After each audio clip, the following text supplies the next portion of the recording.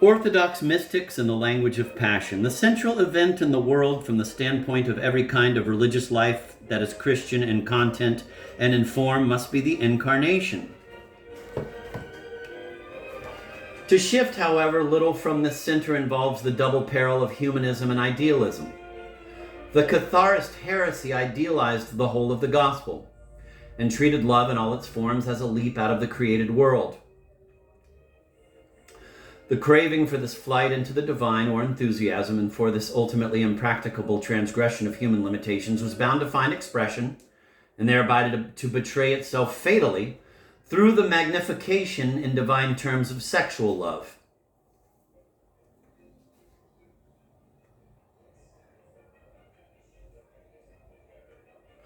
Conversely, the most Christocentric mystics have had a propensity to address God in the language of human feeling.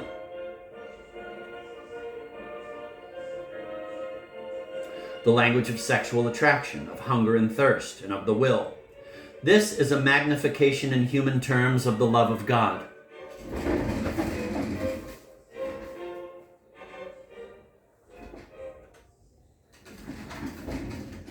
I'm going to reread that, it's so good.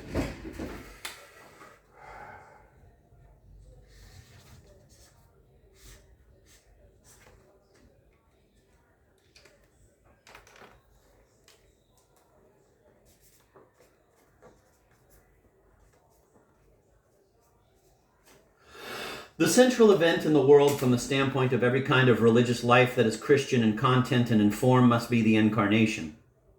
To shift, however, little from this center involves the double peril of humanism and idealism. The Catharist heresy idealized the whole of the gospel and treated love in all its forms as a leap out of the created world. The craving for this flight into the divine or enthusiasm and for this ultimately impracticable transgression of human limitations was bound to find expression and thereby to betray itself fatally through the magnification in divine terms of sexual love. Conversely, the most Christocentric mystics have had a propensity to address God in the language of human feeling, the language of sexual attraction, of hunger and thirst, and of the will. This is a magnification in human terms of the love of God.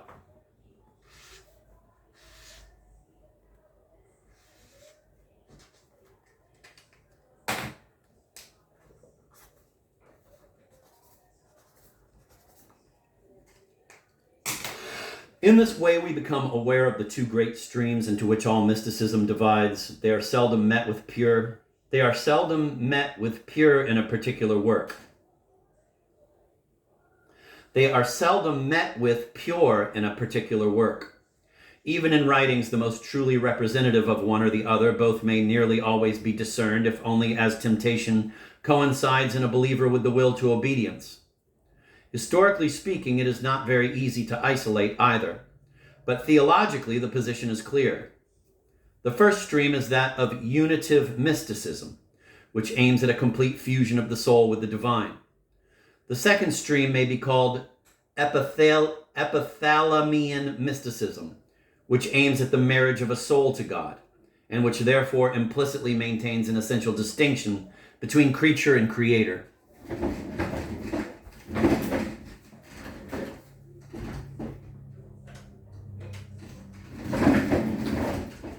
I'm going to reread that too and highlight it.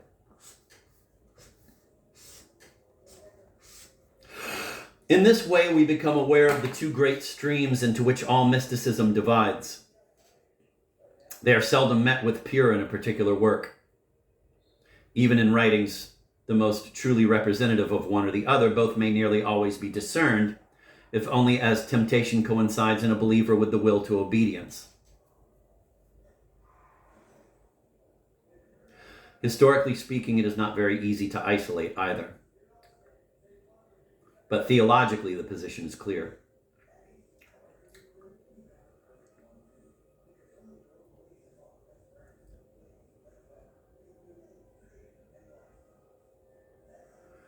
The first stream is that of unitive mysticism, which aims at a complete fusion of the soul with the divine.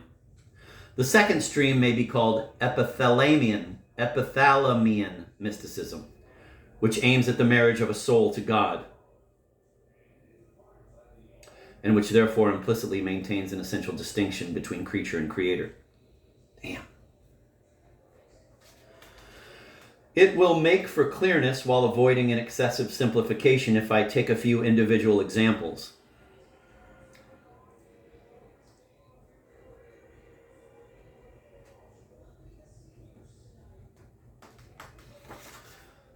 The only examples worthwhile in this domain, for indeed generalizations are nowhere more misleading than in connection with the mystics. In Saint Jean de la Croix, et l'Expérience mystique, Paris 2nd edition, 1931, Jean Baruzzi admirably remarks on page 613 that if we attempted to take a general view of the various forms of mysticism known to us,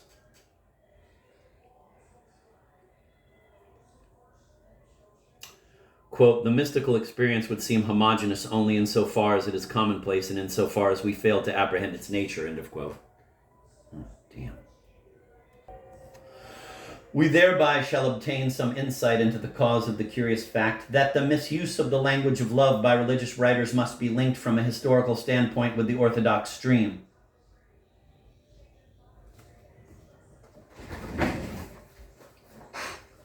The first example I take from Rudolf Otto, who in his book Westostliche Mystik first compares the founder of German mysticism in the 14th century, Meister Eckhart, with the Hindu mystic Sankara, and then contrasts them. The interesting thing for my present purpose is that Otto distinguishes East and West by calling these two forms of mysticism respectively Eros and Agape, rather in the way I have done above.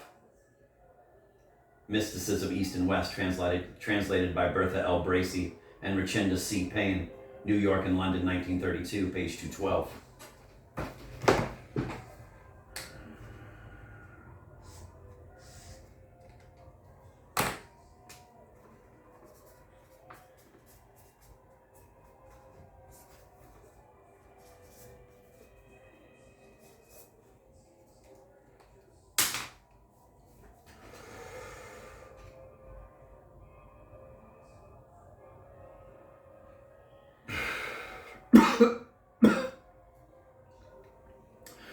The first example I take from Rudolf Otto, who in his book Westostliche Mystik first compares the founder of German mysticism in the 14th century, Meister Eckhart, with the Hindu mystic Sankara, and then contrasts them.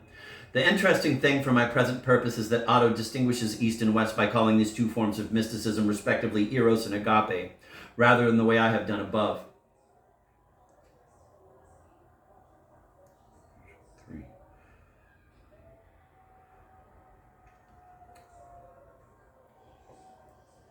Sankara, according to Otto, rejects the world and condemns it beyond appeal. Nirvana, Sankara said, cannot accept samsara, which is life in its diversity and infinite flux. Eckhart, on the contrary, discerns the presence of God in every creature, so that through the soul of a believer, all creatures, quote, pass from their existence into their being, end of quote. It has been possible for Otto to carry out his comparison because in the Middle Ages in Europe, there existed a mystical tradition akin to Sankara's. It was, Otto says, in Mysticism East and West, translated by Bertha L. Bracey and Richenda C. Payne, New York and London, 1932, page 212. A mysticism of exaggerated emotion where the I and the thou flow together in a unity of intoxicated feeling. Eckhart knows nothing of such emotional orgies or such a pathological love as Kant calls it. For him, love is not eros, but the Christian virtue of agape.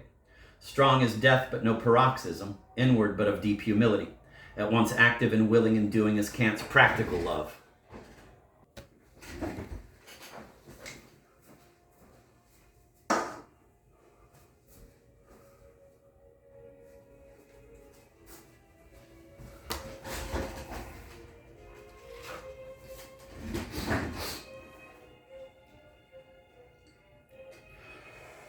I'm going to redo that quote. It was, Otto says, in Mysticism East and West, a mysticism of exaggerated emotion where the I and the thou flow together in a unity of intoxicated feeling. Eckhart knows nothing of such emotional orgies or such a pathological love as Kant calls it. For him, love is not eros, but the Christian virtue of agape. Strong as death, but no paroxysm, inward, but of deep humility. At once active and willing in doing as Kant's practical love. The quote continues, here Eckhart differs completely from Plotinus, though he is always represented as his pupil.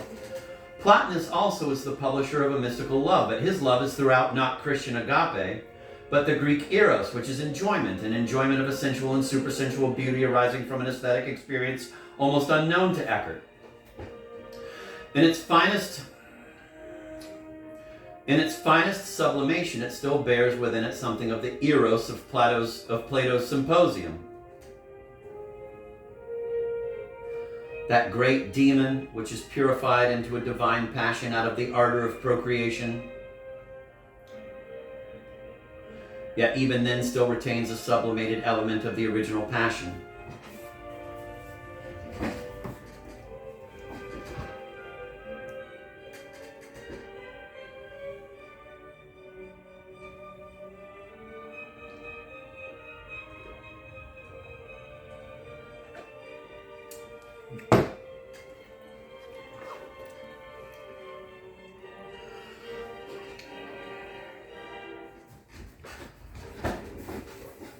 For Eckhart, the true mystic way is not that which ascends from an emotional state in order to reach supreme union at the summit of a love ecstasy.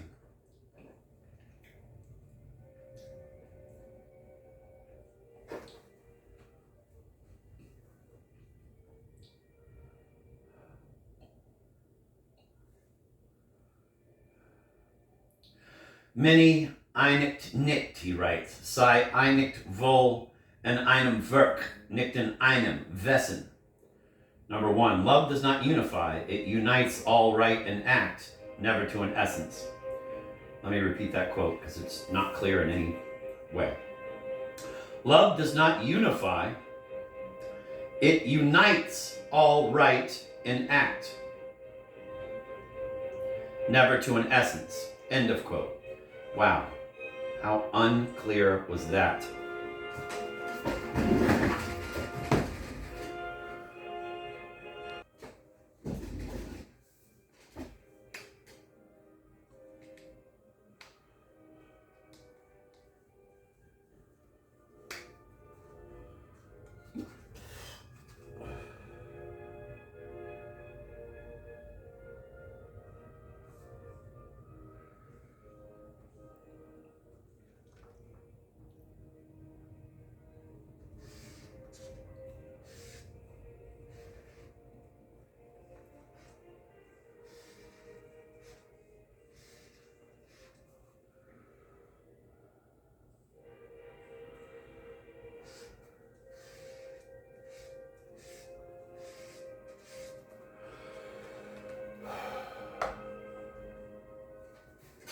For Eckhart, the true mystic way is not that which ascends from an emotional state in order to reach supreme union at the summit of a love ecstasy.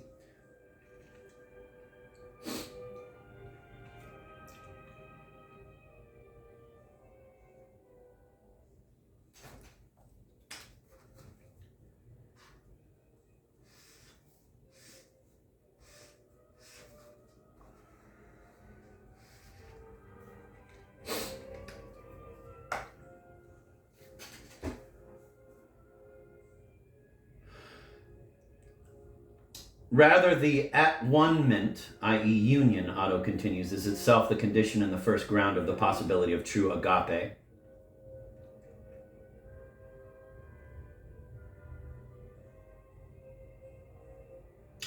Nor has his agape anything in common with the Platonic or Platinian eros.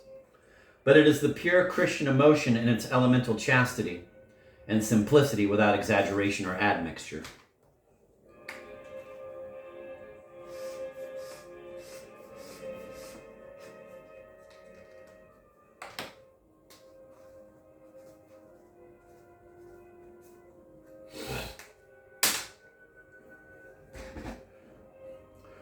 And from this union results, quote, confidence, faith, surrender, service, end of quote.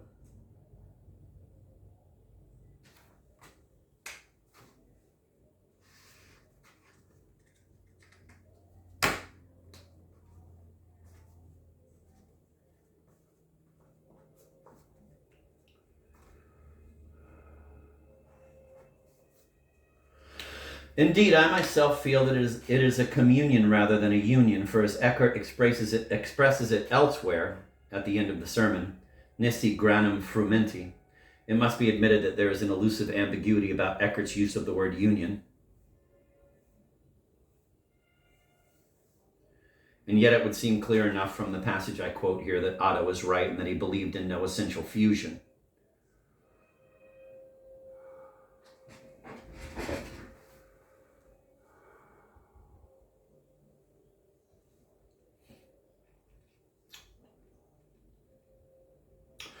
When the soul escapes from its nature, its being and its life, and is born into the divinity, no distinction remains but this: the divinity is still God and the soul is still a soul.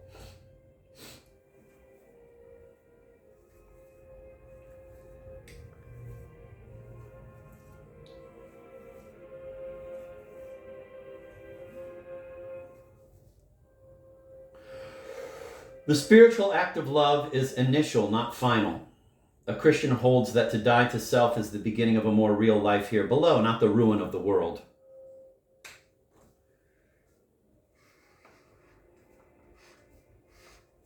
Moreover, Otto quotes a further passage from Eckhart which does not refer to union, but to an equality of the soul with God. Quote, Und dies Gleichheit aus dem einen in das eine mit dem einen ist Quell und Ursprung der aufblühenden, glühenden Liebe. And in English, and this identity out of the one into the one with the one is fount and source of a flowering, glowing love.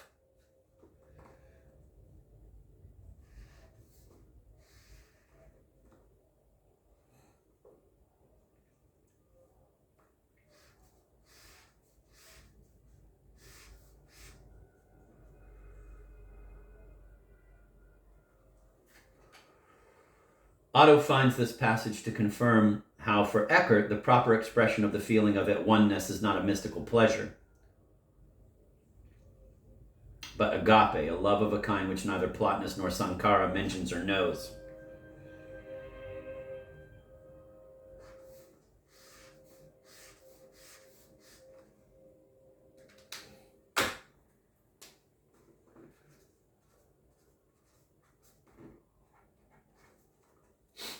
It would thus seem that Otto succeeds in plainly defining two poles of universal mysticism, and that the East, Sankara, Plato, Plotinus, differs from the West, here typified by Eckhart, in the very way I've been saying that Catharist mysticism is to be distinguished from the Christian doctrine of love. But Eckhart, it must be recognized, did not dwell in the odor of sanctity.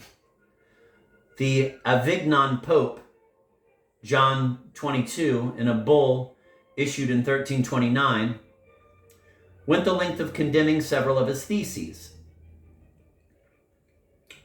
Among these, the tenth is stated in the bull to read as follows. I guess the word bull means bulletin. It's a new one on me.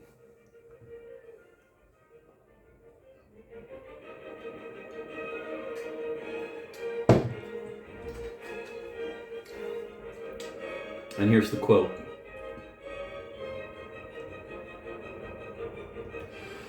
We become completely changed into God and are converted into Him, even as the bread is changed into the body of Christ in the sacrament. I am thus changed into Him because He Himself makes me become His. Unity and not similitude. By the living God, it is true that there is then no longer any distinction.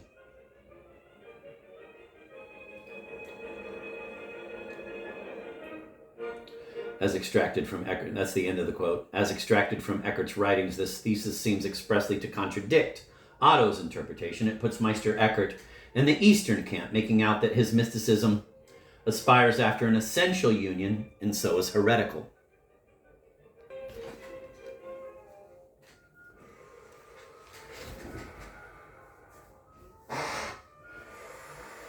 One certainty is that Meister Eckhart is the dialectician par excellence, and that it is only too easy to extract from his writings the most contradictory truths.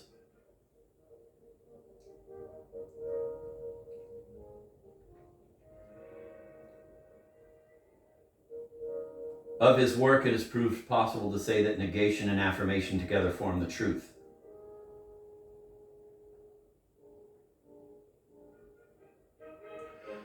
One is not true without the other, and one is inconceivable except in relation to the other.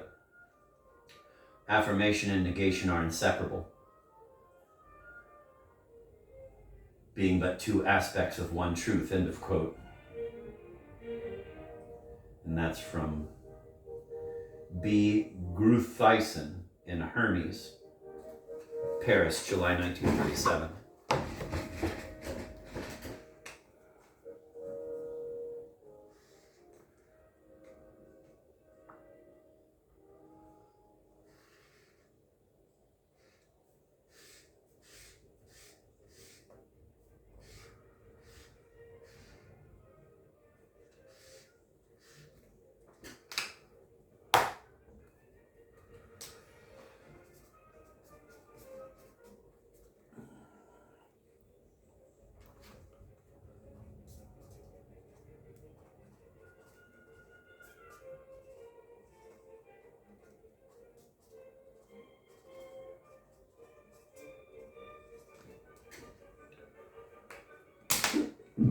It is no less significant to notice that Flemish mystics vigorously attacked Eckart's writings on those very heads, regarding which he seems to Otto to have been orthodox. Essential union and the neglect of works. Everyone must stand to the east of somebody else, and Meister Eckhart evidently represented the heresy I am calling Eastern in the opinion of Ruysbroeck.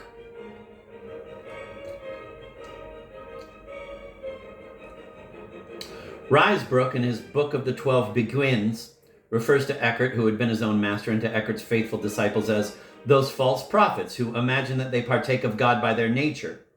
These persons who want to be not only God's equals, but God himself, are more wicked and diabolical than Lucifer and his satellites.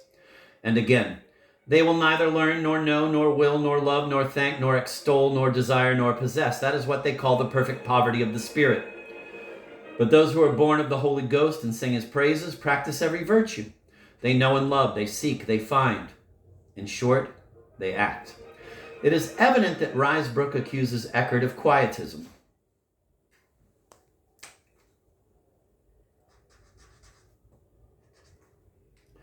He puts forward against him a kind of activism of love. He himself did not believe that all distinction between the soul and God can be abolished. The soul cannot train itself to partake of the divine, but only to resemble God. It can behold God in the mirror of a spirit that has been entirely purified. Quote, we contemplate what we are and are what we contemplate, for our essence, without losing any of its proper personality, is united to the divine truth which respects the distinction. And again, the abyss separating us from God is one, he says. The abyss separating us from God is one which we perceive in the secret places of the self. It is essential distance.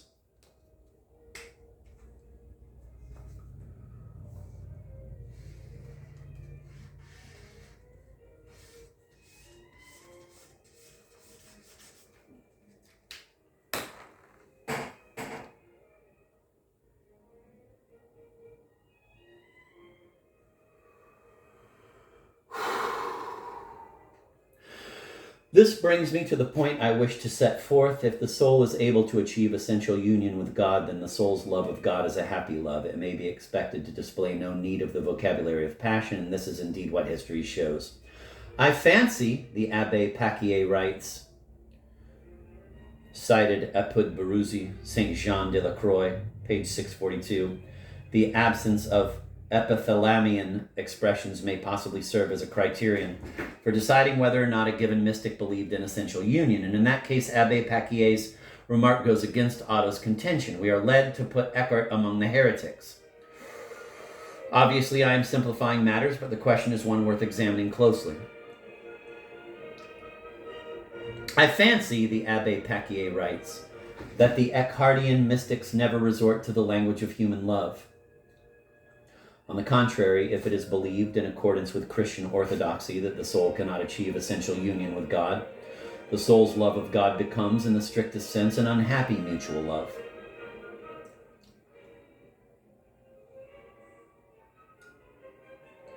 It may then be expected to express itself in passionate language in the vocabulary of the Catharist heresy, as this has become profaned by literature and been taken over by human passions. For the rhetoric of the heresy is the best fitted to describe and communicate the altogether ineffable nature of the emotion experienced. Here again, the documentary evidence supports and makes clear the apparent paradoxes of my outline.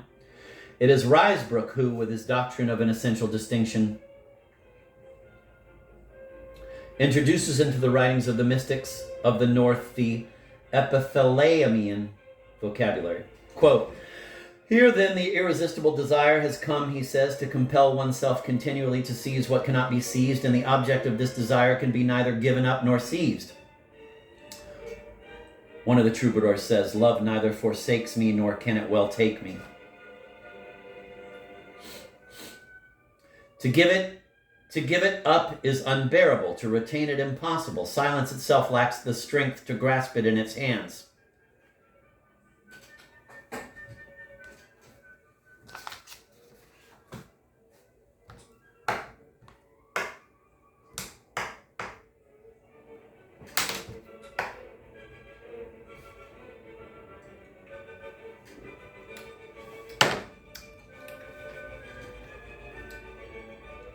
Risebrook pours into his glowing style all the metaphors of passionate love.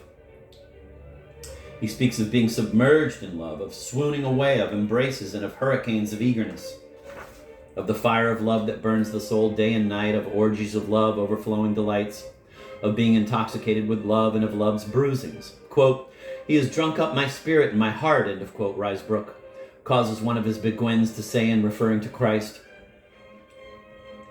Quote, "I have become lost in his mouth," another says. And a third declares, "Oh, to drink in the glances of love and to be engulfed in them, intoxicated." In the 13th century, the Franciscan mystics supply a no less striking instance of the use of courtly terminology. St. Francis himself, it is well known, learned French in his youth and delighted in French tales of chivalry.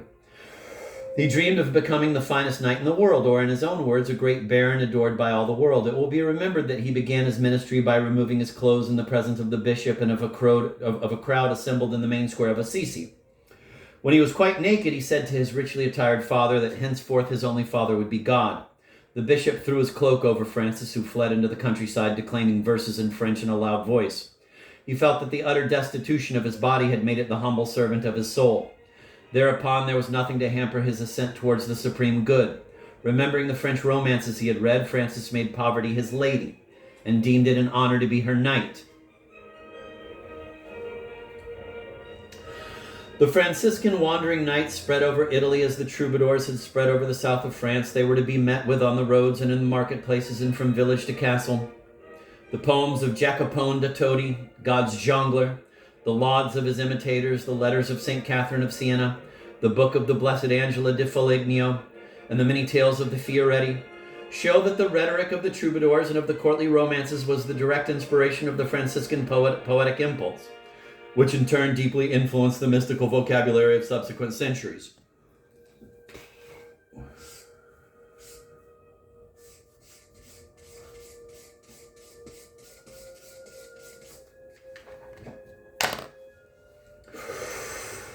Remember, O creature, that thy nature partaketh of the angels. Dost thou tarry in this mud, and thou shalt have to stay forever in darkness. So one of the lauds attributed to Jacopone da Todi and his followers, and the suggestion in this passage that men are in some way angels disturbingly recalls the doctrine of the Cathars.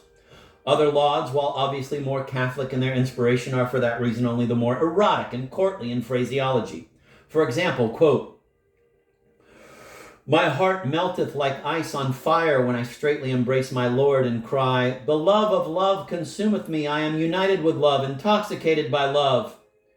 The quote continues, "In flames I burn in languish, crying, in living I die, and in dying I live. Yet do I not love, but am athirst for love. I hunger to be united with love." End of quote.